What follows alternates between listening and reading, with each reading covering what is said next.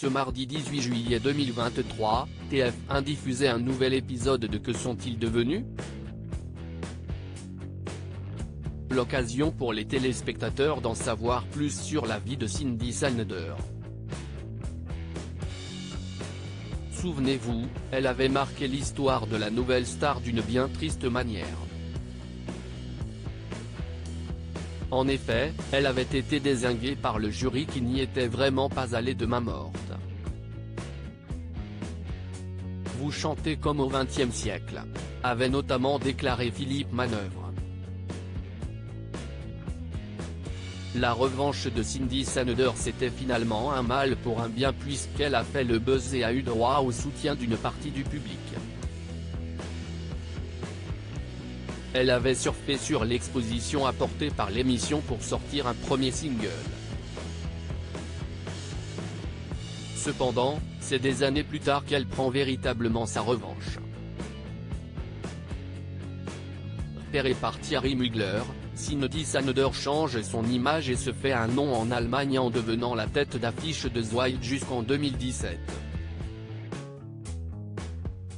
Elle vit alors son rêve en donnant de la voix devant une foule venue l'acclamer dans un show à 10 millions d'euros. Cindy Saneder @Cédric Perrin estimage cette agression sexuelle qui a marqué sa vie c'est face aux caméras de TF1 qu'elle s'est confiée. Celle qui a quitté Berlin pour revenir en France en a dit plus sur son quotidien.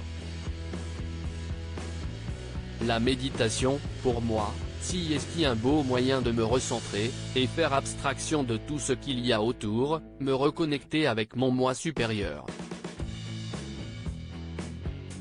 La méditation c'est aussi ce qui lui permet de soigner son mental et les traumatismes qu'elle a pu vivre en étant enfant. J'ai vécu des attouchements sexuels de l'un de mes oncles étant très petite fille. A-t-elle confié avant d'ajouter, aujourd'hui je ne parle ouvertement, je lui ai même pardonné. Il est décédé et je me dis que pour que je fasse la paix avec mon âme, il faut que je fasse la paix avec lui, même si je lui en veux terriblement parce que c'est ce qui m'a donné beaucoup de complexes sur mon corps. C'est pour ça que, pendant toutes ces années, je n'arrive pas à pardonner à mon corps parce que je me sentais sali. Ça a été un calvaire pendant des années jusqu'au jour où on m'annonce qu'il est décédé. Pour moi ça a été une libération.